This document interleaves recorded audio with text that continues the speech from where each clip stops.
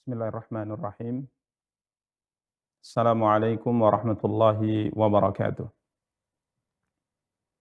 Alhamdulillah, alhamdulillahi rabbil alamin, wal aqibatu lil muttaqin fala udwana illa 'alal zalimin. Asyhadu an la ilaha illallah wahdahu la syarika lah, wa asyhadu anna Muhammadan 'abduhu wa rasuluh sallallahu alaihi wa ala alihi wa ashabihi wa man ihtada bihadyihi wastanna bisunnatihi ila yaumiddin wa sallama tasliman katsira, amma ba'du. Para pemirsa Rasyad TV yang dimuliakan dan dirahmati oleh Allah Subhanahu wa taala, dan para akhwat yang ikut dalam kajian tafsir melalui kelas Zoom, semoga Allah Subhanahu wa taala memberi untuk kita semua rahmat-Nya dan karunia-Nya. Alhamdulillah, pada kesempatan yang berbahagia kali ini Allah Subhanahu wa taala kembali mempertemukan kita di kajian tafsir Juz Amma, yang dengan harapan moga kiranya dengan mencoba untuk menjelaskan dan mempelajari ayat-ayat yang Allah Subhanahu wa taala firmankan dalam kitab sucinya, semoga ini menjadi salah satu di antara sarana yang bisa menguatkan keimanan kita kepada Allah Subhanahu wa taala dan memberikan kepada kita semua motivasi untuk bisa bersemangat dalam melaksanakan ibadah kepadanya Subhanahu wa ta'ala. Salawat beserta salam semoga senantiasa dilimpahkan oleh Allah Subhanahu wa ta'ala untuk junjungan dan panutan kita Nabi Allah yang mulia Muhammad sallallahu alaihi wasallam. Para pemirsa Rasyad TV yang dimuliakan dan dirahmati oleh Allah Subhanahu wa ta'ala, dan para akhwat yang dimuliakan dan dirahmati oleh Allah Subhanahu wa ta'ala, insyaallah ta'ala kita akan kembali mencoba untuk menjelaskan tafsir Juz Amma yang pada pertemuan yang lalu alhamdulillah kita telah mencoba untuk mulai mencoba mentafsirkan surat yang pertama dari Juz Amma, yakni surat An-Naba, yang alhamdulillah pada pertemuan yang lalu kita telah menjelaskan ayat-ayat yang difirmankan oleh Allah Subhanahu wa taala tentang keagungan dan kebesaran dari penciptaan alam semesta yang diciptakan oleh Allah Subhanahu wa taala, yang semuanya menunjukkan akan keagungan dan kebesaran Allah Subhanahu wa taala, dan sebagai dalil bukti bahwa hari kebangkitan, hari dibangkitkannya manusia dari kubur mereka sebagaimana yang disampaikan oleh Rasulullah sallallahu alaihi wasallam merupakan perkara yang tidak sulit bagi Allah Subhanahu wa taala. Dan pada pertemuan yang lalu kita telah jelaskan bahwa setelah Allah Subhanahu wa taala menjelaskan tentang hal yang diperselisihkan oleh manusia, yakni di antara mereka ada yang mengingkari akan adanya hari kebangkitan, maka Allah Subhanahu wa taala menjelaskan 9 bukti bahwa hari kebangkitan merupakan perkara yang tidak mustahil. Dan alhamdulillah pada pertemuan yang lalu kita telah jelaskan apa yang difirmankan oleh Allah Subhanahu wa taala, dan kita telah sampai pada firman Allah Subhanahu wa taala tentang 9 bukti ini, yakni tatkala Allah Subhanahu wa taala berfirman, "Wa ja'alna sirajaw wahaja." Ini adalah bukti yang ke-8 yang difirmankan oleh Allah Subhanahu wa taala, bukti bahwa hari kiamat itu pasti tiba, bukti bahwa hari kebangkitan itu merupakan perkara yang tidak sulit bagi Allah, merupakan perkara yang tidak mustahil untuk terjadi sebagaimana yang dijelaskan dan disampaikan oleh utusan-utusan Allah Subhanahu wa taala. Dan pada kesempatan yang berbahagia kali ini insyaallah taala kita akan lanjutkan pembahasan kita. Insyaallah taala kita akan sempurnakan bukti yang ke-9, dan berikutnya kita akan lanjutkan ayat-ayat berikutnya insyaallah juga berkaitan dengan hari kiamat, berkaitan dengan hari kebangkitan. Kita persilahkan untuk membaca dari ayat 14 sampai ayat 20. Bismillah. A'udzu billahi minasy syaithanir rajim.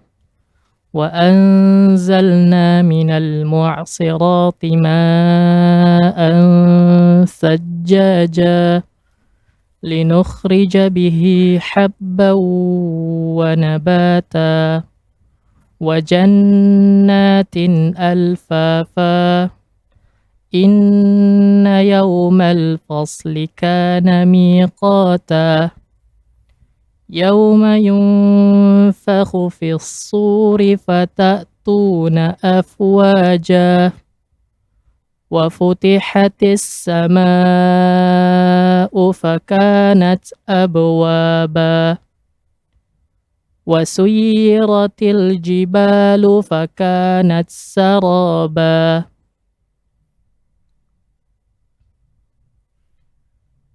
Dan kami turunkan dari awan air hujan yang tercurah dengan hebatnya. Untuk kami tumbuhkan dengan air itu biji-bijian dan tanam-tanaman, dan kebun-kebun yang rindang. Sungguh, hari keputusan adalah suatu waktu yang telah ditetapkan, yaitu pada hari ketika sangkakala ditiup, lalu kamu datang berbondong-bondong, dan langit pun dibukalah, maka terdapatlah beberapa pintu, dan gunung-gunung pun dijalankan sehingga menjadi fata morgana. Taib, para pemirsa Rasyad TV yang dimuliakan dan dirahmati oleh Allah Subhanahu wa taala, dan para akhwat yang dimuliakan dan dirahmati oleh Allah Subhanahu wa taala, kita akan lanjutkan dari 9 bukti yang disebutkan oleh Allah Subhanahu wa taala dalam surat yang mulia ini, di mana sebagaimana tadi kita sebutkan, Allah Subhanahu wa taala mulai menyebutkan bukti yang pertama, dan kemarin terakhir kita telah menyelesaikan bukti yang ke-8, yakni tatkala Allah Subhanahu wa taala berfirman, waja'alna sirajan wahhaja, dan kami jadikan pelita yang amat terang. Yang dimaksud dengan sirajan, pelita di sini adalah syams, ya, matahari. Ya, sebagaimana kita jelaskan pada pertemuan yang lalu. Kemudian wahhaja artinya terang. Ya, sehingga Syekh Abdurrahman bin Nasir As-Sa'di rahimahullahu taala mengingatkan di sini bahwa Allah Subhanahu wa taala menyinggung keagungan dalam penciptaan matahari yang Allah Subhanahu wa taala berikan untuk kita, dan ini merupakan nikmat terbesar. Allah singgung yang pertama sirajan. Allah sifati matahari itu sebagai siraj, ya, artinya pelita yang menyinari, yang pelita yang menyinari. Kemudian beliau mengatakan alladzi sara kad-darurati lil khalq, yakni matahari ini merupakan perkara yang daruri, artinya sangat dibutuhkan oleh makhluk, ya, untuk kehidupan mereka dan kebaikan serta kemaslahatan mereka. Kemudian Allah Subhanahu wa taala juga sebutkan di sini pelita yang wahhaja. Ya, wahhaja artinya yang terang. Ya, di sini boleh sebutkan bahwa Allah Subhanahu wa taala menyinggung matahari yang ini merupakan kebutuhan yang sangat dibutuhkan oleh manusia, maka Allah Subhanahu wa taala menyinggung yang kedua dengan firman-Nya wahhaja, artinya yang terang, yang panas. Ya, beliau mengatakan alladzi fihil hararah ala hararatiha wa ma fiha minal masalih. Ya, di mana matahari diciptakan oleh Allah Subhanahu wa taala terang dan memiliki hawa yang sangat panas, yang ini untuk kemaslahatan kita, sehingga dengannya, ya, dengan cahaya matahari ini yang panas menyinari bumi, menyinari makhluk, maka dengannya Allah Subhanahu wa taala berikan kepada kita maslahat-maslahat yang tak terhingga. Ya, sampai sebagian para ulama tafsir menyebutkannya seperti misalnya dengan panasnya matahari ini akhirnya buah-buahan yang kita butuhkan dari tanaman-tanaman yang kita tanam ini bisa kemudian menjadi masak dengan panasnya matahari. Ya, ini merupakan nikmat terbesar yang Allah Subhanahu wa taala sampaikan, dan ini merupakan dalil yang ke-8 yang menunjukkan bahwa hari kiamat itu merupakan perkara yang sangat mudah didatangkan oleh Allah Subhanahu wa taala. Berikutnya Allah Subhanahu wa taala berfirman, ya, tadi sudah dibacakan, yakni bukti yang ke-9. Allah berfirman, wa anzalna minal mu'sirati ma'an sajjaja. Wa anzalna minal mu'sirati ma'an sajjaja. Linukhrija bihi habba wa nabata wa jannatin alfafa. Allah Subhanahu wa taala berfirman yang artinya, dan kami menurunkan dari awan air yang sangat banyak. Air yang tercurah dan sangat banyak, kata Allah Subhanahu wa taala. Ya. Al-Imam As-Sa'di rahimahullah mengatakan al-mu'sirat di sini artinya as-sahab, awan. Ya, maka diterjemahkan dan kami menurunkan dari al-mu'sirat. Al-mu'sirat artinya awan. Ya, walaupun sebagian para ulama seperti misalnya Imam Ibnu Katsir rahimahullah menyebutkan tentang ini bahwa sebagian para ulama berpendapat al-mu'sirat ini ada yang berpendapat langit. Ya, ada yang berpendapat angin. Ya, ada yang berpendapat mu'sirat itu maksudnya adalah angin, ada yang berpendapat al-mu'sirat artinya langit. Ya, dan ada yang berpendapat al-mu'sirat adalah as-sahab yaitu awan. Dan ini pendapat yang paling sahih sebagaimana dikatakan oleh Al-Imam Ibnu Katsir rahimahullah. Beliau mengatakan bahwa al-mu'sirat di sini makna yang tepat atau tafsir yang tepat adalah as-sahab yaitu awan.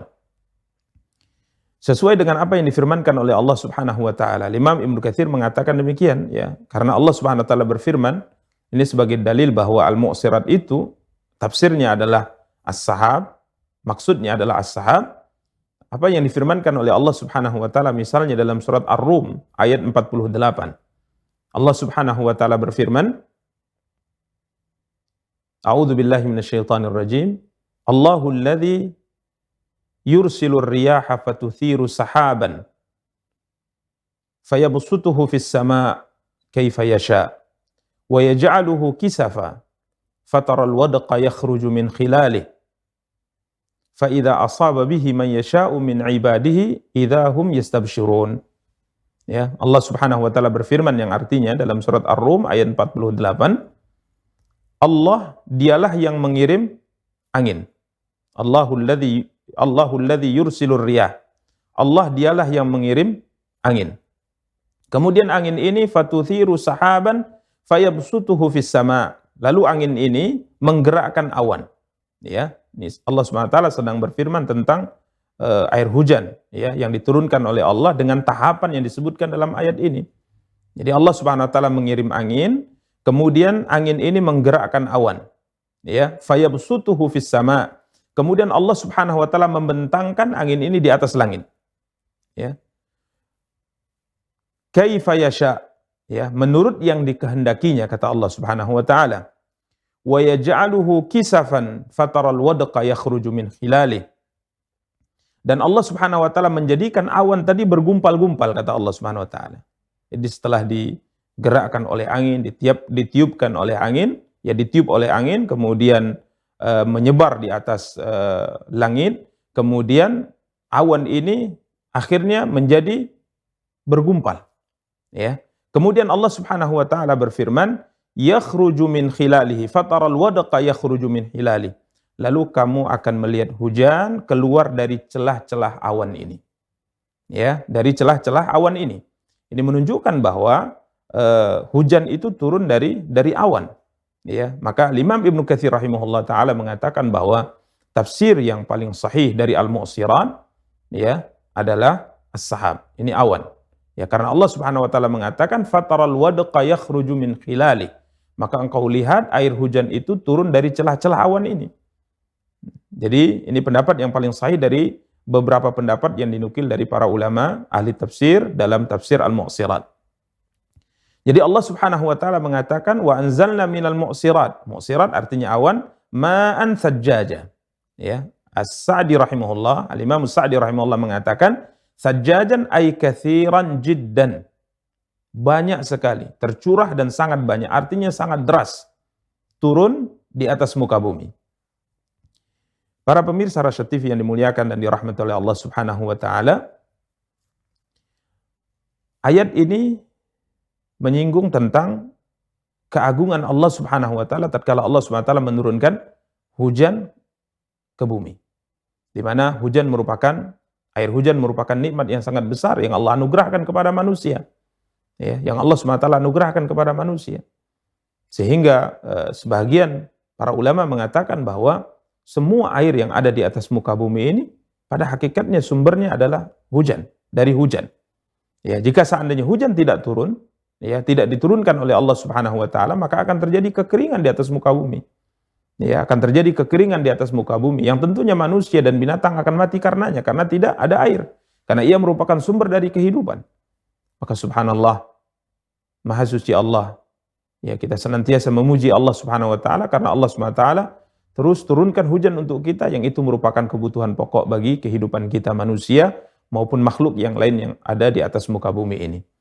Kemudian Allah Subhanahu wa taala melanjutkan firman-Nya pada ayat 15, ya. Allah sebutkan tentang manfaat dari air hujan ini. Allah Subhanahu wa taala berfirman, "Linukhrija bihi habban wa nabata."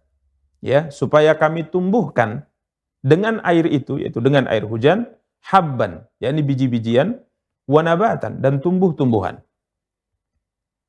Allah Subhanahu wa taala menjelaskan bahwa air hujan yang Allah Subhanahu wa taala turunkan atas muka bumi, dengannya Allah Subhanahu wa taala tumbuhkan biji-bijian. Min burrin wa syair, kata Imam As-Sa'di, wa dzurratin wa aruzin wa ghairi dzalika mimma ya'kuluhul adamiyun. Maka dengan air hujan ini akhirnya tumbuhlah biji gandum di atas bumi. Dan tumbuhlah biji jagung di atas muka bumi. Tumbuhlah aruz, ya padi. Dan yang lainnya dari kebutuhan yang akan dimakan oleh anak-anak Adam di atas muka bumi. Ini dengan wasilah air hujan. Semuanya tumbuh. Kemudian beliau mengatakan nabatan yashmal sa'iran nabatat. Yani mencakup semua tumbuh-tumbuhan. Alladzi ja'alahu Allahu qutan limawashihim. Yang Allah SWT jadikan sebagai bahan makanan untuk binatang ternak manusia. Ya, hewan ternak manusia. Artinya dalam ayat yang mulia ini Allah Subhanahu wa taala sebutkan bahwa hikmah diturunkannya air hujan ke atas muka bumi adalah untuk menumbuhkan tumbuh-tumbuhan yang dibutuhkan oleh manusia dan juga untuk menumbuhkan tumbuh-tumbuhan yang dibutuhkan oleh binatang ternak yang dipelihara oleh manusia. Ya, seperti rumput dan yang lainnya. Ya, maka ini manfaat diturunkannya air hujan kepada manusia. Kemudian Allah Subhanahu wa taala singgung manfaat berikutnya, ya. Allah Subhanahu wa taala sebutkan pada ayat 16, wa jannatin alfafa. Wa jannatin alfafa, dan kebun-kebun yang lebat. Al-Imam As-Sa'di rahimahullah mengatakan basatin multaffah. Ya, dengan air hujan ini akhirnya kita lihat di atas muka bumi adanya kebun-kebun, ya, yang subur, yang sangat lebat, ya, dari berbagai macam buah-buahan yang sangat nikmat, ya, yang dibutuhkan oleh manusia. Ya, dengan adanya air hujan akhirnya kita dapati ada kebun, misalnya kebun kurma, ada kebun anggur, ada kebun jeruk, yang subhanallah ini semua bisa menjadi kebun-kebun yang sangat lebat, yang berbuah dengan buah yang sangat banyak, yang bisa dinikmati kelezatannya oleh manusia karena wasilah air hujan yang Allah Subhanahu wa taala turunkan kepada manusia. Para pemirsa Rasyad TV yang dimuliakan dan dirahmati oleh Allah Subhanahu wa taala, bukti yang ke-9 ini, ya, ini juga sebagai bukti akan adanya hari kebangkitan. Ya, karenanya Allah Subhanahu wa taala ingatkan, ya, bahwa turunnya air hujan ini menumbuhkan tumbuhan-tumbuhan di atas muka bumi yang pada dasarnya tidak ada, atau menghidupkan tumbuh-tumbuhan di atas muka bumi yang pada dasarnya mati. Ya, ini merupakan bukti yang sangat jelas bahwa hari kebangkitan itu merupakan perkara yang tidak mustahil, sebagaimana yang disampaikan oleh para nabi dan rasul. Karenanya Allah Subhanahu wa taala dalam beberapa ayat di dalam kitab suci Al-Qur'an yang mulia, Allah Subhanahu wa taala menyinggung turunnya air hujan. Kemudian Allah Subhanahu wa taala jadikan bumi yang tadinya tandus, ya, kemudian dengan turunnya air hujan akhirnya tumbuh di atasnya tumbuh-tumbuhan yang berbagai macam, ya, berbagai macam bentuknya, berbagai macam warnanya, berbagai macam rasanya. Ya, padahal kadangkala kita tanam di satu daerah atau satu tempat bersebelahan. Ya, kemudian Allah turunkan air hujan, airnya sama, akan tapi tatkala dia tumbuh, maka tumbuhnya berbeda, kemudian juga warnanya berbeda dan rasanya juga berbeda. Ada yang manis, ya, ada yang asam, ada yang pahit. Ini merupakan salah satu di antara bentuk keagungan dan kebesaran Allah Subhanahu wa taala. Maka tatkala Allah Subhanahu wa taala menyinggung ini dalam beberapa ayat dalam Al-Qur'an, maka Allah Subhanahu wa taala ingatkan, ini menunjukkan bahwa hari kebangkitan itu merupakan perkara yang pasti terjadi. Ya, sebagaimana yang Allah firmankan misalnya dalam surat Al-Hajj misalnya, Allah Subhanahu wa taala berfirman diawali dari ayat ke-5, ke-6 dan ke-7. Ya, Allah Subhanahu wa taala berfirman, a'udzubillahi minasyaitonirrajim, wa taral arda hamidatan fa idza anzalna 'alaiha al-ma'a ihtazzat wa rabat wa ambatat min kulli zaujin bahij. Allah Subhanahu wa taala berfirman yang artinya, dan kamu lihat bumi itu kering, kata Allah. Wa taral arda hamidah. Dan kamu melihat bumi itu kering, tandus. Fa idza anzalna 'alaiha al-ma'a ihtazzat wa rabat. Ya. Kemudian apabila kami turunkan air di atasnya, ya, ini air hujan. Allah SWT turunkan air hujan di atas bumi yang kamu lihat tandus itu. Maka ihtazzat wa rabat. Allah SWT mengatakan, hiduplah bumi itu dan suburlah ia. Ya. Kemudian Allah SWT mengatakan, wa ambatat min kulli zaujin bahij, dan kami menumbuhkan berbagai macam tumbuhan-tumbuhan yang indah di atas bumi yang tadinya tandus. Setelah turunnya air hujan, ia menjadi hidup, ya. Kemudian ia menjadi subur sehingga tumbuhlah di atas bumi yang tandus tadi, yang pada hakikatnya tidak ada tumbuh-tumbuhan apapun, tapi tatkala Allah turunkan hujan, maka akhirnya tumbuhlah di atasnya tumbuhan-tumbuhan yang sangat indah. Baik rumput, pepohonan yang ditanam maupun yang tidak ditanam. Ya, maka tatkala kita lihat bumi yang tandus tatkala tidak ada hujan, ya kemudian Allah terus turunkan hujan di atas bumi yang tandus tadi, maka akan tumbuh tumbuhan sehingga ia akan menjadi hijau. Ya.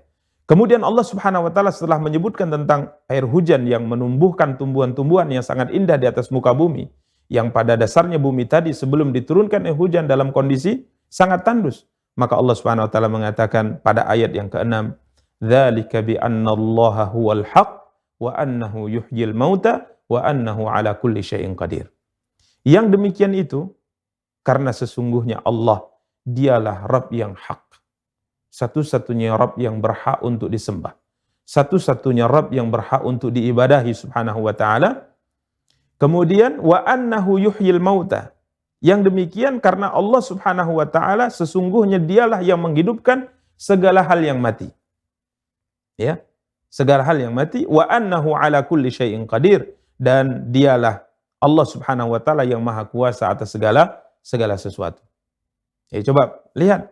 Ya, setelah Allah SWT menyebutkan turunnya air hujan bisa menumbuhkan tumbuhan-tumbuhan di atas muka bumi yang pada awalnya ia tandus, maka Allah SWT mengatakan yang demikian kenapa? Karena Allah adalah zat yang mampu menghidupkan segala hal yang mati. Dan dia adalah Rabb yang maha mampu, maha kuasa melakukan apapun yang dia kehendaki.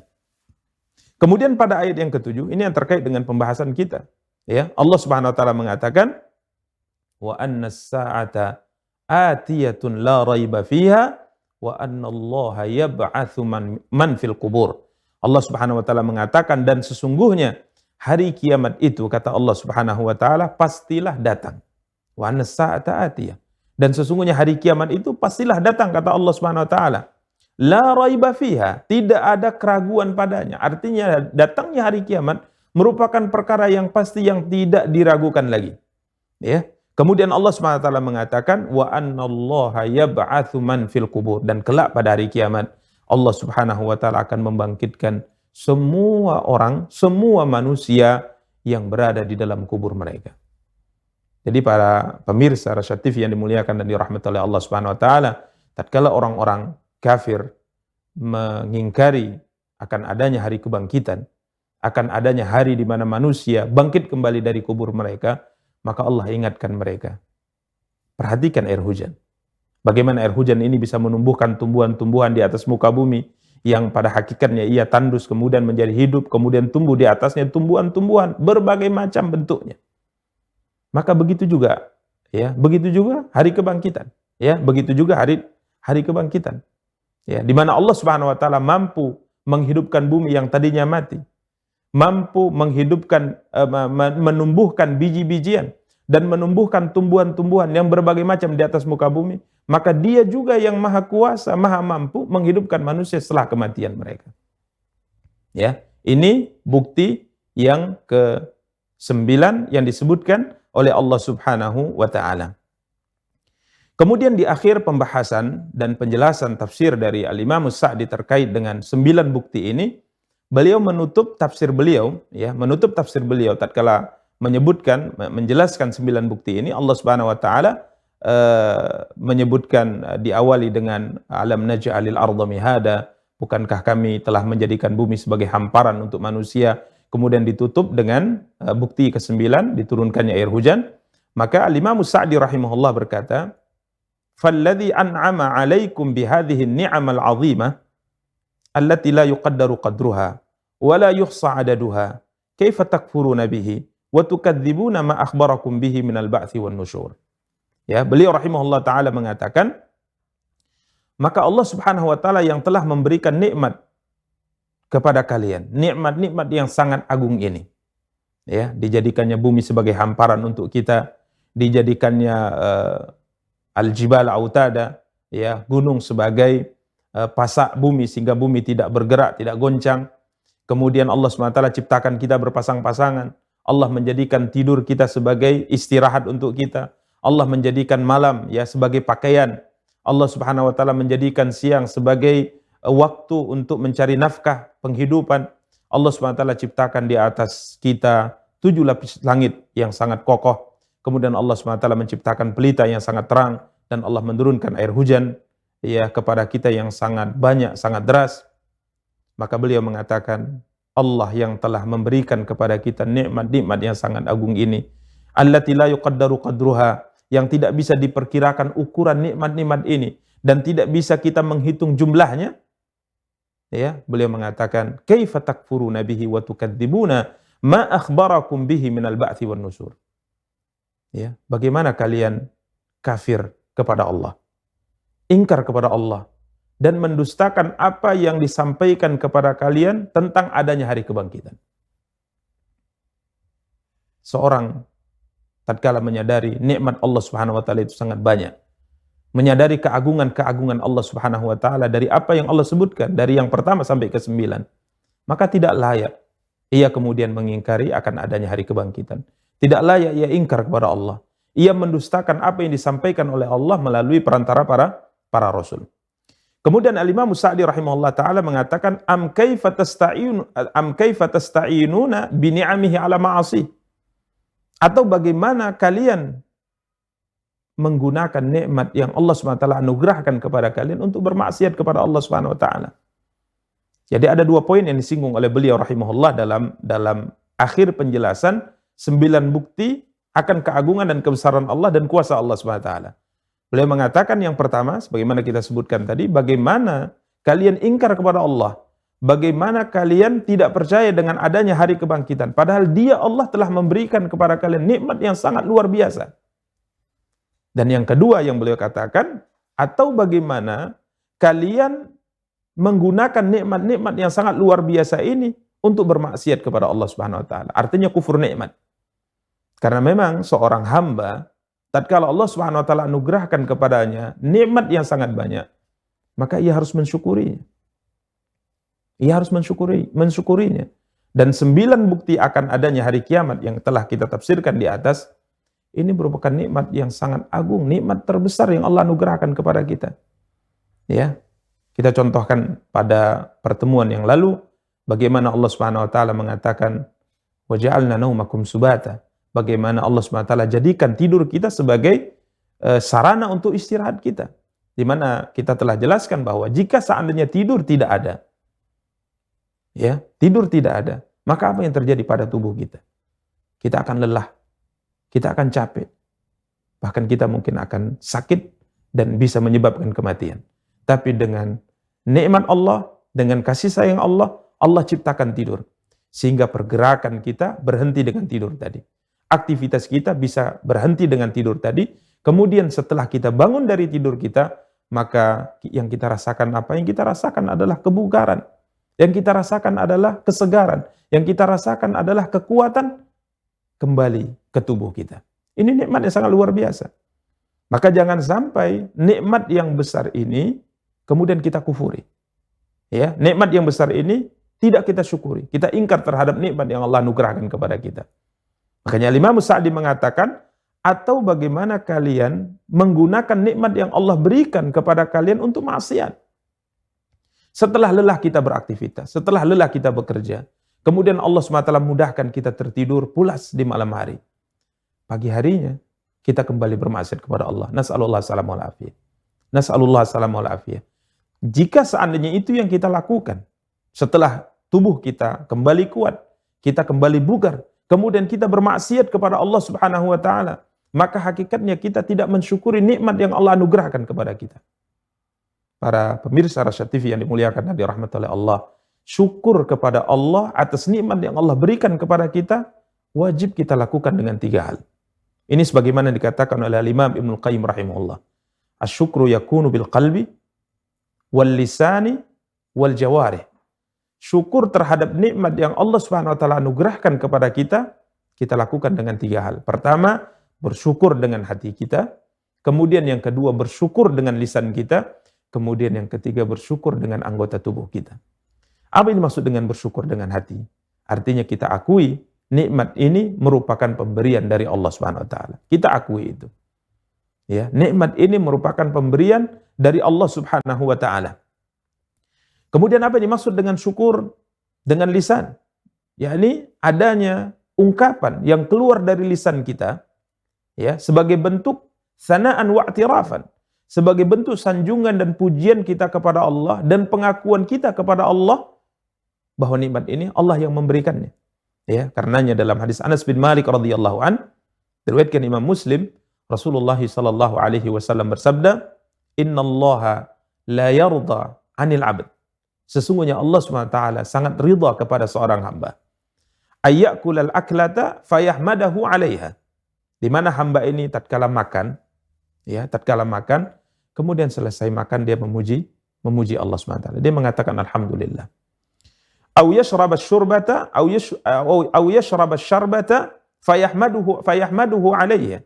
Atau hamba tadi minum, kemudian setelah minum dia memuji Allah Subhanahu wa taala. Ini Allah ridha. Kenapa? Hamba ini telah bersyukur atas nikmat yang Allah anugerahkan kepadanya. Setelah makan dia memuji Allah, bersyukur dengan lisannya. Setelah minum dia memuji Allah, bersyukur dengan lisannya. Ya, karena itu salah satu di antara hal yang sangat baik yang pernah diceritakan dari Abdullah bin Umar Ibnu Khattab radhiyallahu anhuma. Beliau radhiyallahu an tidaklah minum kecuali dengan beberapa tegukan. Jadi jika seandainya satu cangkir beliau bisa meminumnya sampai misalnya 7 tegukan, maka itu yang akan beliau lakukan. Ya, itu yang akan beliau lakukan. Jadi seteguk demi seteguk beliau minum air tadi. Dan setiap kali beliau minum 1 tegukan, maka beliau mengatakan alhamdulillah. Kemudian beliau minum lagi, tegukan yang kedua, beliau mengatakan alhamdulillah. Kemudian beliau minum lagi, tegukan yang ketiga, beliau katakan alhamdulillah. Ya, karena Nabi kita yang mulia sallallahu alaihi wasallam mengatakan bahwa Allah akan ridha, ya, kepada seorang hamba tatkala ia makan, selesai makan ia puji Allah. Tatkala ia minum, selesai minum ia puji Allah Subhanahu wa taala. Ini bentuk syukur, ya, seorang hamba kepada Allah dengan lisannya. Begitu juga kita harus bersyukur kepada Allah Subhanahu wa taala dengan jawari, dengan anggota tubuh kita. Apa maksudnya? Al-Imam Ibnu Qayyim mengatakan ta'atan wa qiyadan. Bentuk syukur kita dengan anggota tubuh kita dengan ketaatan yang kita lakukan dan ketundukan kita kepada Allah dengan menjalankan perintahnya dan menjauhi maksiatnya. Ini bentuk syukur. Maka jika seandainya setelah tidur tadi, ya, kita lelah kemudian kita tidur, kemudian setelah bangun tidur kita dalam kondisi sehat walafiat, dalam kondisi bugar, ya, dalam kondisi semangat, kemudian kita bermaksiat kepada Allah, berarti kita tidak bersyukur kepada Allah Subhanahu wa taala. Karena salah satu di antara bentuk syukur adalah asyukru bil jawari. Syukur dengan anggota tubuh. Artinya kita melakukan ketaatan dan menjauhi maksiat kepada Allah Subhanahu wa taala. Karenanya para pemirsa Rasyad TV yang dimuliakan dan dirahmati oleh Allah, para akhwat yang dimuliakan dan dirahmati oleh Allah, Allah Subhanahu wa taala perintahkan keluarga Daud alaihi salam, ya, keluarga Nabi Daud alaihi salam untuk bersyukur dengan beramal. Ya, bersyukur dengan beramal. Di mana Allah Subhanahu wa taala berfirman dalam surat Saba, ya, ayat ke-13 Allah berfirman, "I'malu ala Dawud syukra." I'malu ala Dawud syukra. Allah perintahkan keluarga Daud, ya, keluarga Nabi Daud alaihi salam untuk beramal saleh. Ya, menjalankan perintah-perintah Allah Subhanahu wa taala sebagai bentuk syukur atas nikmat yang Allah anugerahkan kepada keluarga mereka.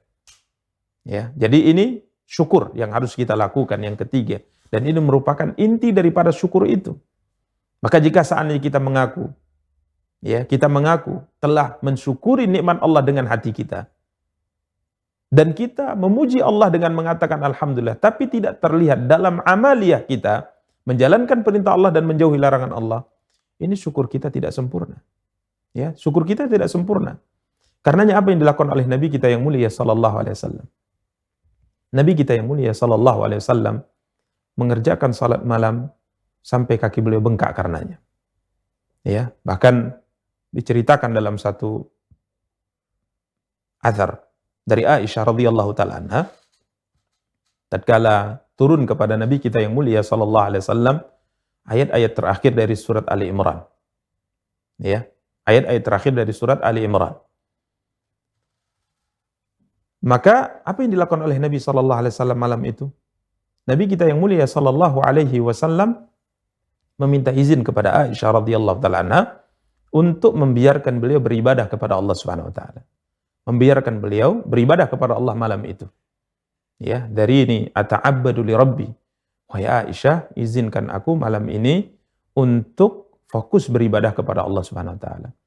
Maka Aisyah, ibunda kita radhiyallahu anha mengatakan kepada Nabi kita yang mulia sallallahu alaihi wasallam, wahai Rasulullah, sesungguhnya tidak ada yang paling membahagiakan diriku kecuali apabila itu merupakan perkara yang membahagiakan engkau. Artinya jika seandainya itu menyebabkan engkau berbahagia dengannya, ibadah kepada Allah satu malam penuh, maka itu hal yang sangat membahagiakan diriku. Karena itu merupakan hal yang engkau senang dengannya. Maka kemudian Nabi SAW mulai salat. Nabi SAW mulai beribadah kepada Allah. Aisyah perhatikan apa yang dilakukan oleh Nabi dalam ibadah beliau. Beliau tegak berdiri, mengerjakan salat. Kemudian beliau menangis. Sallallahu alaihi wasallam. Beliau menangis. Kemudian tatkala beliau ruku dalam keadaan menangis. Tatkala beliau sujud, beliau dalam keadaan menangis. Sampai Aisyah mengatakan bahwa air mata Rasulullah SAW membasahi janggut beliau, alaihi salatu wassalam. Kemudian beliau terus beribadah sampai dikumandangkannya azan. Sampai dikumandangkannya azan subuh, subhanallah. Ibadah yang sangat luar biasa yang dilakukan oleh Nabi SAW. Setelah Bilal radhiyallahu anhu mengumandangkan azan, maka Nabi kita yang mulia SAW mengerjakan salat 2 rakaat. Salat sunnah qabliyah. Salat sunnah fajar 2 rakaat. Kemudian Nabi SAW berbaring sejenak. Masih diperhatikan oleh Aisyah radhiyallahu ta'ala anha. Maka tatkala Nabi SAW dalam kondisi berbaring menunggu untuk mengerjakan salat subuh, beliau SAW masih terus menangis sallallahu alaihi wasallam. Beliau terus menangis. Satu malam penuh Nabi SAW menangis. Diperhatikan oleh Aisyah radhiyallahu ta'ala anha. Sampai akhirnya Bilal, karena Nabi SAW tidak juga keluar untuk mengimami manusia mengerjakan salat subuh. Artinya Bilal ingin menegakkan iqamah untuk salat subuh, maka Bilal pun mengetuk rumah Rasulullah SAW. Memanggil Rasulullah SAW, maka keluarlah Nabi SAW menemui Bilal radhiyallahu anhu. Dalam kondisi mata beliau bengkak. Karena menangis satu malam penuh. Kemudian Bilal mengatakan, ya Rasulullah, apakah engkau melakukan hal ini? Sedangkan engkau adalah seorang hamba yang Allah SWT telah ampuni dosamu yang lalu maupun yang akan datang. Wa qad ghufira laka ma taqaddama min dhanbika wa ma ta'akhkhar. Ya Rasulullah, apakah engkau melakukan ibadah seperti ini? Menangis seperti ini. Padahal engkau adalah seorang hamba yang Allah telah ampuni dosa-dosamu yang lalu maupun yang akan datang. Maka Nabi kita yang mulia SAW menjawab. Apa kata Nabi kepada Bilal? Afala akunu abdan syakura. Bukankah selayaknya aku menjadi hamba yang bersyukur? Artinya syukur atas nikmat yang Allah anugerahkan kepada aku. Dengan apa? Dengan beribadah kepada Allah dengan sebaik-baiknya. Dan ini juga yang ditanyakan oleh Aisyah radhiyallahu ta'ala anha kepada Nabi. Tatkala beliau salat malamnya begitu sangat panjang. Begitu sangat khusyuk. Begitu sangat luar biasa salat beliau alaihi salatu wassalam. Hatta tawarramat qadamah. Sampai kaki Nabi SAW bengkak karenanya. Maka ditanya oleh Aisyah radhiyallahu ta'ala anha. Ya Rasulullah, apakah engkau melakukan ibadah seperti ini? Sedangkan engkau adalah seorang hamba yang Allah telah mengampuni dosa-dosamu yang lalu maupun yang akan datang. Maka apa kata Rasulullah? Afala akunu abdan syakura. Bukankah selayaknya aku menjadi hamba yang bersyukur? Maka para pemirsa Rasul TV yang dimuliakan dan dirahmati oleh Allah, dan para akhwat yang dimuliakan dan dirahmati oleh Allah Subhanahu wa taala, Al-Imam Sa'di rahimahullah mengingatkan kita, mengingatkan kita. Tatkala Allah SWT sebutkan nikmat-nikmat yang sangat luar biasa yang Allah sebutkan, maka bagaimana kalian menggunakan nikmat itu untuk bermaksiat kepada Allah. Kewajiban kita adalah bersyukur dengan hati kita. Kita akui nikmat itu Allah yang memberikannya. Kemudian kita bersyukur kepada Allah dengan lisan kita. Kita puji Allah atas nikmat itu. Termasuk diantaranya adalah menyebut-nyebut nikmat itu, kata para ulama. Diceritakan nikmat itu. Bukan sebagai bentuk kesombongan, akan tapi sebagai bentuk syukur kita kepada Allah subhanahu wa ta'ala. Kemudian yang ketiga, syukur kita kepada Allah dengan melaksanakan perintahnya dan dengan menjauhi larangannya. Berikutnya Allah subhanahu wa ta'ala berfirman, Inna yawmal fasli kana miqata. Ya, kembali Allah subhanahu wa ta'ala berfirman tentang hari kiamat. Ya, ini adalah beberapa hal yang akan terjadi pada hari kiamat. Allah Subhanahu wa taala berfirman, "Inna yaumal fasli kana miqata." Yang artinya sesungguhnya hari keputusan, yaumul fasl, hari keputusan adalah suatu waktu yang sudah ditetapkan oleh Allah Subhanahu wa taala. Inna yaumal fasli kana miqata. Sesungguhnya hari keputusan adalah suatu waktu yang telah ditetapkan oleh Allah, yang pasti akan tiba, yang sudah ditentukan oleh Allah waktunya kapan akan datang. Al-Imam Sa'di rahimahullah berkata, "Dzakara ta'ala ma yakunu fi yaumil qiyamah alladhi yatasaalu anhu al-mukadzibun wa yajhaduhu al-mu'anidun annahu yaumun 'azim. Allahu ja'alahu miqatan lil khalq." Ya, Al-Imam Sa'di mengatakan, Allah Subhanahu wa taala menyebutkan apa-apa yang akan terjadi pada hari kiamat. Hari yang orang-orang yang mendustakannya, hari orang-orang yang mengingkarinya bertanya-tanya tentangnya. Ya, sebagaimana Allah sebutkan pada ayat yang pertama, amma yatasaalun. Ya, anin naba'il azim alladzi hum fihi mukhtalifun. Kalla saya'lamuna thumma kalla saya'lamun. Ya, ini sudah kita jelaskan dan kita tafsirkan pada pertemuan yang lalu, di mana pada hakikatnya mereka mengingkari ini. Maka Allah menyebutkan hari kiamat yang diingkari oleh mereka, yang dipertanyakan oleh mereka akan kebenarannya itu, Allah sebutkan hal-hal yang akan terjadi pada hari yang sangat besar ini. Hari yang dijadikan oleh Allah sebagai waktu yang sudah ditetapkan, pasti akan tiba. Para pemirsa Rasyad TV yang dimuliakan dan dirahmati oleh Allah Subhanahu wa taala, Allah Subhanahu wa taala menyebutkan pada ayat ini bahwa hari kiamat itu adalah yaumul fasl. Hari keputusan. Hari di mana Allah SWT memutuskan banyak perkara di hari itu. Dan ini merupakan salah satu di antara nama hari kiamat. Disebut dengan yaumul qiyamah, disebut dengan yaumul fasl, hari keputusan. Kenapa? Karena pada hari itu Allah SWT akan memutuskan banyak hal. Maka Allah Subhanahu wa taala berfirman dalam ayat yang lain, misalnya dalam surat Ad-Dukhan ayat 40, Allah Subhanahu wa taala berfirman, "Inna yaumal fasli miqatuhum ajmain." Ya. Sesungguhnya hari keputusan, yakni hari kiamat. Sesungguhnya hari keputusan yaitu hari kiamat, karena hari kiamat dinamakan sebagaimana kita sebutkan tadi yaumul fasl. Itu adalah waktu, kata Allah, yang dijanjikan bagi mereka semuanya. Di mana Al-Imam Sa'di tatkala mentafsirkan ayat dalam surah Ad-Dukhan ayat 40, ya, dalam surah Ad-Dukhan ayat 40 beliau mengatakan yaumul fasl adalah hari kiamat, di mana Allah akan putuskan pada hari itu semua perkara dari manusia pertama sampai manusia terakhir. Dan juga Allah SWT akan putuskan setiap perkara yang diperselisihkan oleh manusia tatkala mereka hidup di atas muka bumi. Dalam kehidupan kita, kadangkala sebagian kelompok mengatakan benar, kelompok yang lain mengatakan dia yang paling benar. Artinya ada dua pendapat. Ada yang mengatakan ini yang benar, yang sana yang salah, dan begitu seterusnya. Atau mungkin perselisihan-perselisihan yang terjadi antara sesama kita. Ya, sebagian kita menganggap ini adalah hakku, yang lain mengatakan bukan hakmu akan tapi ini adalah hakku. Maka ini perselisihan yang Allah akan putuskan nanti pada hari kiamat. Ya, siapa yang benar, siapa yang salah. Siapa yang berada di atas petunjuk dan siapa yang berada di atas kesesatan. Sampai tatkala kita berbicara tentang agama yang diyakini oleh manusia di atas muka bumi sekarang. Ada yang mengatakan agama Nasara adalah agama yang benar. Ada yang mengatakan agama Yahudi adalah agama yang benar. Kita umat Islam mengatakan kita adalah agama yang benar dengan keimanan kita kepada firman Allah dan sabda Nabi kita yang mulia SAW. Bahkan yang lebih anehnya lagi, ada yang mengatakan semuanya benar. Lalu dari semua ungkapan-ungkapan ini, Allah Subhanahu wa taala kelak pada hari kiamat akan putuskan siapa yang benar dalam ungkapan-ungkapan mereka dalam kehidupan dunia. Allah Subhanahu wa taala berfirman dalam surah Az-Zumar ayat 46, "Qulillahumma fatiras samawati wal ard, alimal ghaibi wasyahadah, anta tahkumu baina ibadika fima kanu fihi yakhtalifun." Katakanlah, wahai Allah, pencipta langit dan bumi. Wahai Allah, pencipta langit dan bumi, yang mengetahui perkara yang gaib dan perkara yang nyata. Engkaulah yang memutuskan antara hamba-hambamu tentang apa yang selalu mereka perselisihkan. Apa kata Al-Imam Ibnu Katsir rahimahullah dalam mentafsirkan ayat 46 dari surat Az-Zumar ini? Yang mereka perselisihkan fi dunyahum. Ya, perkara-perkara yang mereka perselisihkan dalam kehidupan dunia mereka, yang Allah akan putuskan perselisihan itu nanti tatkala mereka kembali dibangkitkan oleh Allah dari kubur mereka pada hari kiamat.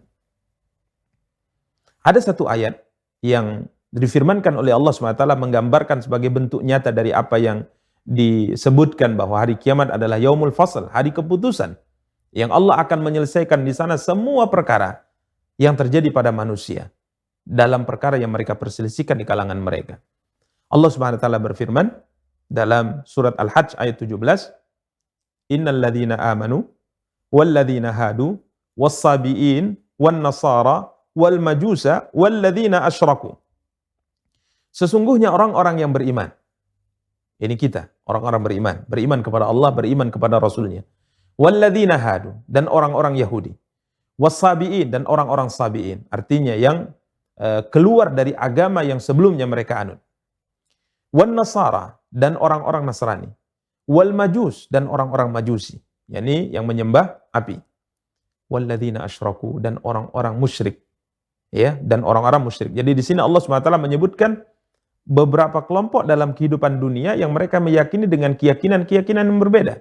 Pertama, kita orang-orang beriman. Kemudian yang kedua, orang-orang Yahudi. Kemudian yang ketiga, sabiin. Yang keempat, Nasara. Yang kelima, Majus. Dan yang keenam, selain lima ini. yakni dari orang-orang yang melakukan kesyirikan kepada Allah Subhanahu wa taala. Kemudian Allah mengatakan, di mana semua kelompok ini mengaku benar tentunya. Innallaha yafsilu bainahum yaumal qiyamah. Innallaha ala kulli syai'in qadir. Allah akan memberi keputusan di antara mereka pada hari kiamat. Sesungguhnya Allah menyaksikan segala sesuatu.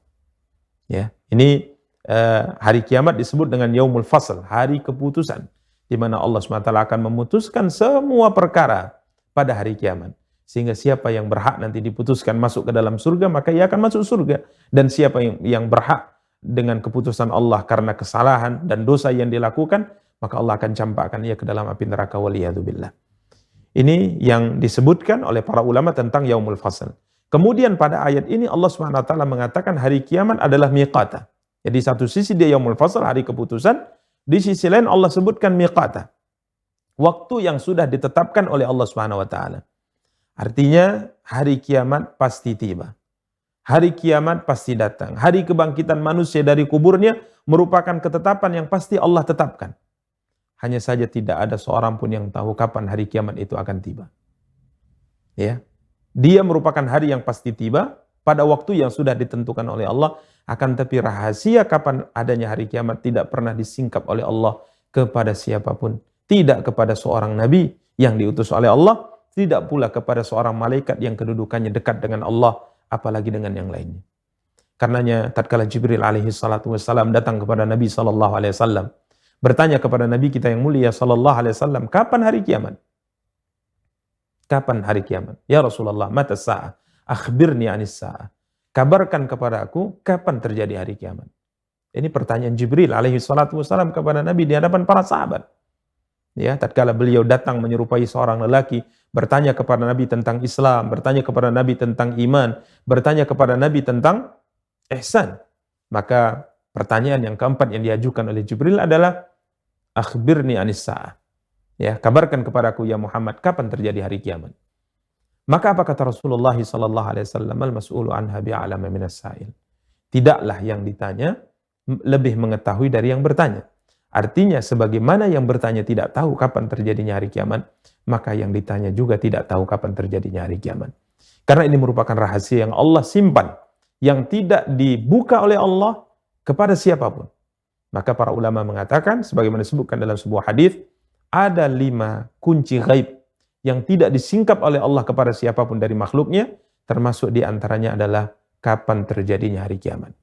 Nabi kita yang mulia SAW mengatakan hari kiamat itu ditegakkan oleh Allah pada hari Jumat.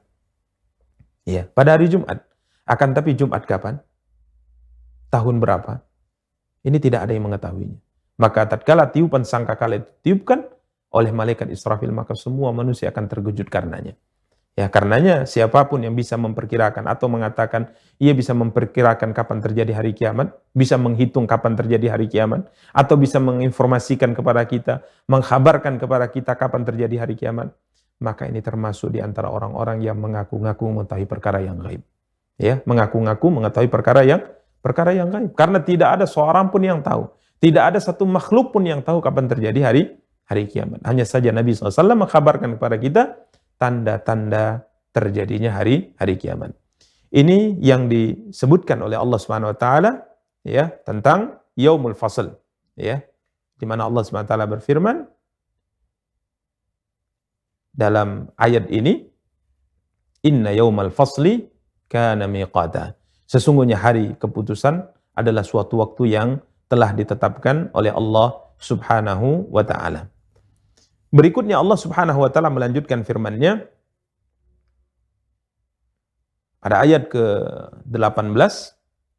Allah Subhanahu wa taala berfirman dalam surat An-Naba ayat 18, ayat berikutnya, yauma yunfakhu fis-suri fatatuna afwaja. Ini di antara yang akan terjadi pada hari kiamat. Ya, di antara yang terjadi tadi sudah kita sebutkan pada ayat 17, adanya keputusan yang akan Allah tetapkan. Ya, artinya Allah akan menyelesaikan perselisihan-perselisihan yang terjadi di kalangan manusia. Maka di antara yang akan terjadi pada hari kiamat adalah yauma yunfakhu fis-sur, yaitu pada hari yang pada waktu itu ditiup sangkakala. Lalu kamu datang berkelompok-kelompok. Afwajan, kamu datang berkelompok-kelompok. Al-Imam Sa'di rahimahullah mengatakan akan terjadi pada hari kiamat perkara-perkara yang sangat menakutkan. Ya, sangat besar, sangat menakutkan. Ma yashibu lahul walid, di mana pada hari itu seorang anak akan beruban karenanya. Wa tanzaiju lahul qulub, dan hati manusia akan menjadi takut karenanya. Ya, ini sebagaimana kita sebutkan di awal pembahasan tafsir surah An-Naba ini, bahwa Allah Subhanahu wa taala menyebutkan hari kiamat merupakan hari yang sangat besar. Ya, Allah Subhanahu wa taala berfirman dalam surat Al-Hajj ayat yang pertama, ya ayyuhan nasu taqu rabbakum inna zalzalatas saati syai'un 'adzim. Wahai sekalian manusia, bertakwalah kalian kepada Rabb kamu, karena sesungguhnya hari kiamat goncangannya merupakan perkara yang sangat dahsyat, perkara yang sangat besar. Ya, maka di antara yang akan terjadi pada hari kiamat apa? Yunfakhu fis-sur, akan ditiupnya sangkakala. Ya, sangkakala yang akan ditiup oleh malaikat Israfil. Ya, dia akan meniup sangkakala, di mana tiupan sangkakala ini sebagai tanda dihancurkannya alam semesta. Ya, tiupan sangkakala sebagai tanda dihancurkannya alam semesta. Kemudian Allah Subhanahu wa taala mengatakan afwajan. Ya, afwajan artinya kalian datang berkelompok-kelompok. Apa maknanya? Al-Imam Ibnu Katsir rahimahullah berkata, ya, menjelaskan tentang maksud afwajan. Qala Mujahid zumara. Qala Ibnu Jarir, yakni ta'ti kullu ummatin ma'a rasuliha. Ya, di mana pada hari kiamat akan ditiup sangkakala. Akan ditiup sangkakala. Yang dimaksudkan tiupan sangkakala di sini adalah tiupan sangkakala kedua. Karena wallahu taala alam, para ulama menyebutkan tiupan sangkakala yang akan ditiup oleh malaikat Israfil itu 2 kali. Walaupun sebagian berpendapat 3 kali. Ya. Ada yang berpendapat tiupan sangkakala itu akan ditiup oleh malaikat Israfil itu 3 kali. Pertama, nafkhatu al-faza. Ya, yang pertama tiupan sangkakala yang membuat manusia atau makhluk di alam semesta ini semuanya terkejut. Kemudian tiupan yang kedua adalah tiupan yang mematikan, dengannya semua manusia di alam semesta ini. Ya, kemudian yang ketiga adalah nafkhatul ba'ats. Tiupan yang menjadikan manusia makhluk dibangkitkan oleh Allah Subhanahu wa taala. Ini pendapat yang pertama. Pendapat yang kedua mengatakan tiupan sangkakala itu 2 kali. Pertama tiupan kehancuran dan kematian, kemudian yang kedua tiupan kebangkitan. Dan yang dimaksudkan dalam ayat ke-18 ini adalah tiupan kebangkitan. Inna yaumal fasli kana miqata. Ya. Yauma yunfakhu fis suri fatatuna afwaja. Pada hari itu akan ditiup sangkakala kata Allah Subhanahu wa taala, sehingga kalian akan datang kepada Allah secara berkelompok-kelompok kata Allah Subhanahu wa taala. Yang dimaksudkan dengan tiupan di sini adalah tiupan yang kedua. Ya, tiupan yang kedua ini tiupan di mana manusia dibangkitkan pada hari kiamat. Kemudian Allah SWT mensifati dibangkitkannya manusia afwajan, artinya berkelompok-kelompok. Di sini Al-Imam Ibnu Katsir mengatakan, ya sebagaimana berkata Al-Imam Mujahid, zumara, ya berkelompok-kelompok atau bergolongan-golongan.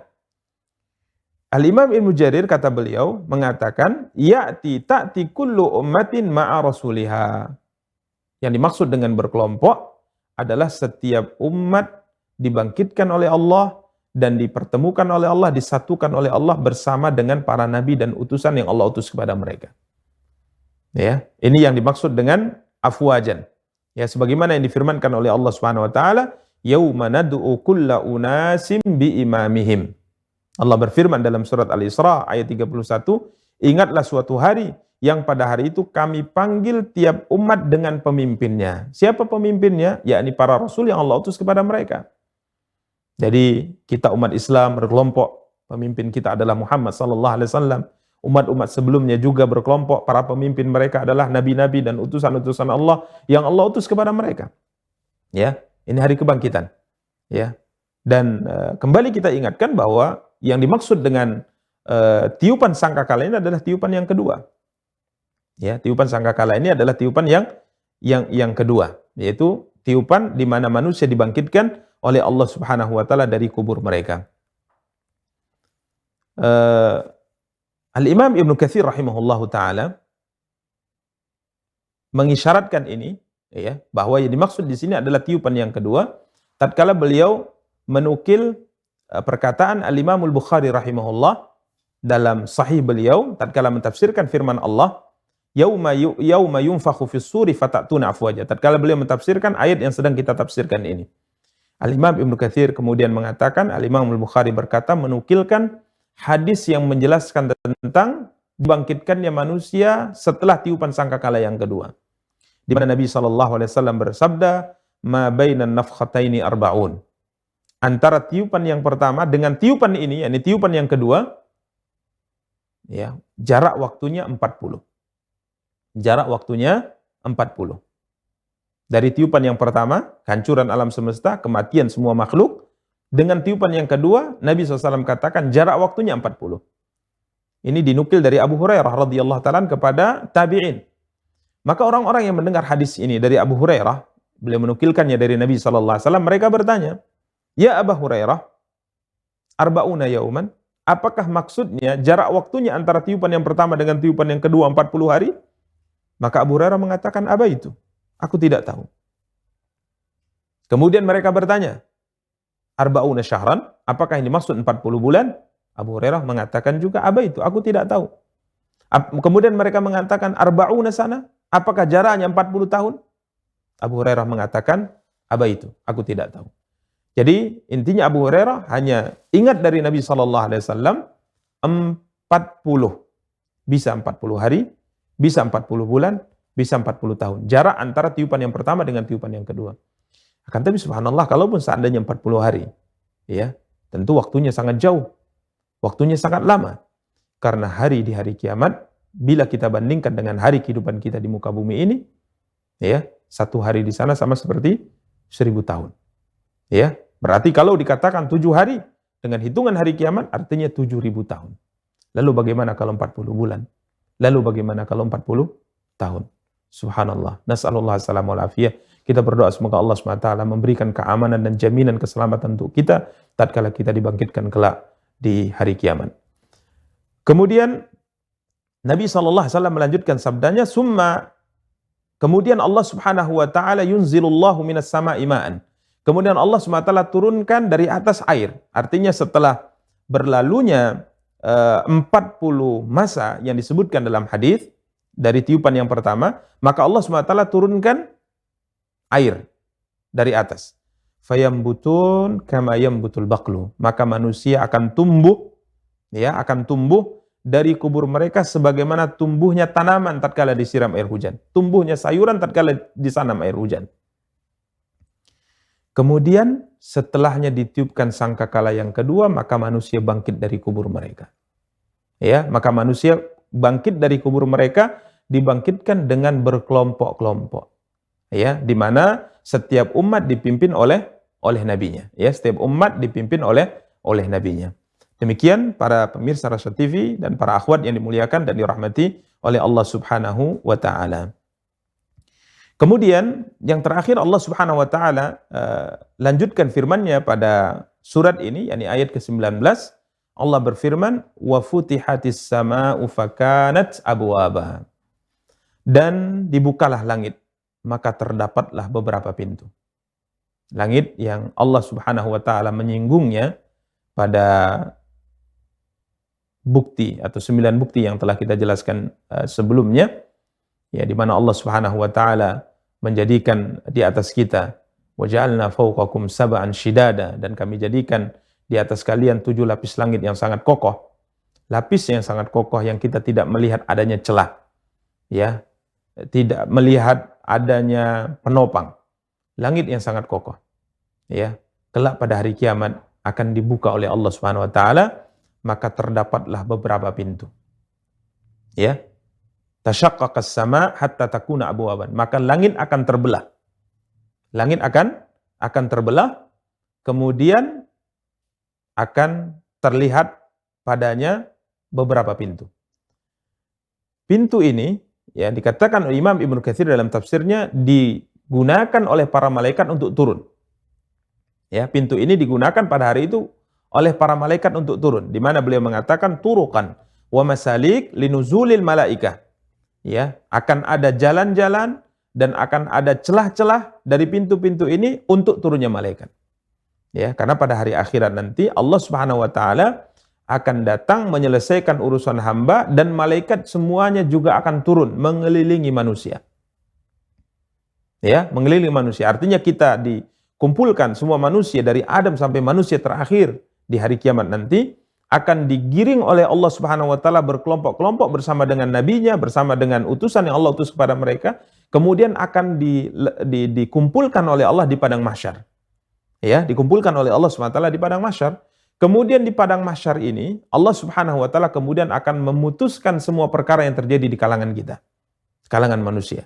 Allah datang dan malaikat juga akan datang, ya.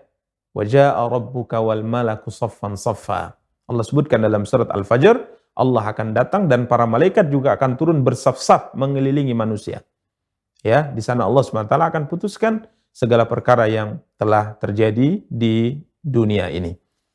Maka Imam Ibnu Katsir mengatakan, pintu-pintu ini tatkala dibelah langit, dibuka langit sehingga terlihat padanya pintu-pintu, ini akan dijadikan sebagai jalan, ya, oleh para malaikat untuk turun ke bumi, ya. Karenanya pernah kita singgung juga bahwa langit yang begitu kokoh ini, yang diciptakan oleh Allah tanpa penopang, ini dipenuhi oleh malaikat di atasnya.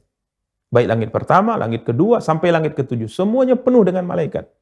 Sebagaimana pernah kita nukilkan dalam pembahasan kita yang lalu bahwa malaikat karena begitu banyaknya di atas langit sehingga langit keberatan. Sehingga Nabi SAW katakan, "Attatis sama wa huqqalaha anta itta." Ya, langit mengeluarkan suara, ya, karena keberatan. Asal dari kalimat attatis sama wa huqqalaha an ta'id, ini adalah suara dari seekor unta sebagaimana kita jelaskan, yang tatkala kita letakkan di atas pundaknya barang-barang yang sangat berat sehingga ia mengeluarkan suara karena keberatan, mendesah karena keberatan. Ya. Maka begitu juga langit.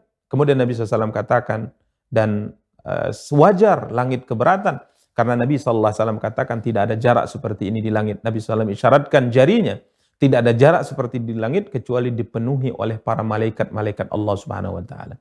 Coba bayangkan berapa banyaknya malaikat di atas langit. Langit pertama, kedua, ketiga yang kita sebutkan pada pertemuan yang lalu, langit pertama itu lebih luas dari bumi, langit kedua lebih luas dari langit yang pertama, begitu seterusnya sampai langit yang ketujuh. Semuanya dipenuhi oleh para malaikat Allah Subhanahu wa taala. Ya. Dan pada hari kiamat langit ini akan terbelah dan akan ada jalan-jalannya, akan ada pintu-pintunya yang dijadikan sebagai jalan untuk turunnya para malaikat-malaikat Allah yang sangat banyak jumlahnya ini turun ke bumi ya di hari mahsyar, di hari tatkala kita dikumpulkan oleh Allah Subhanahu wa taala di padang mahsyar. Ya, ini yang disebutkan oleh Allah Subhanahu wa taala, wa futihatis sama'u fakanat abwaba. Demikian para pemirsa Rasyad TV yang dimuliakan dan dirahmati oleh Allah, para akhwat yang dimuliakan dan dirahmati oleh Allah yang dapat kita sampaikan pada kesempatan yang berbahagia kali ini.